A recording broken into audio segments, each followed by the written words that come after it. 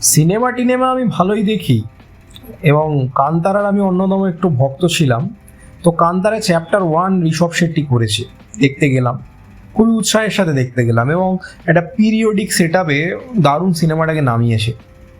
একটা সুন্দর দেখতে মেয়ে আছে রুক্মিণী নামে, ঠিক আছে, যে রানী হয়েছে, রাজার মেয়ে হয়েছে। তো রুক্মিণীকে এই যে বেরমে বলে যে ছেলেটা আছে, এসে ভালো টালো বাসছে, চেষ্টা করছে, কিন্তু ব্যাপারটা জমে উঠছে না। পরবর্তীকালে বুঝতে পারবেন কেন জমে উঠছে না, এবং সুন্দরী যে কি ভয়ঙ্কর, সৌন্দর্য যে কি ভয়ঙ্কর সেটা বুঝতে পারবে।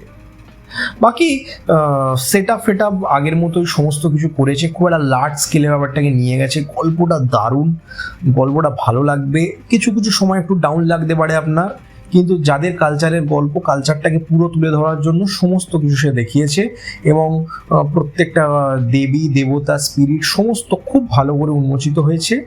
এবং লাস্টের সিনটা আমারও মনে হয় যে আমরা যেভাবে অপেক্ষা করছিলাম একটা লার্জ কিছু দেখার জন্য, দেখিয়েছে অবশ্যই, কিন্তু আরও 2-3 মিনিট চললে আরও ভালো লাগতো, আর কিছুই নয়।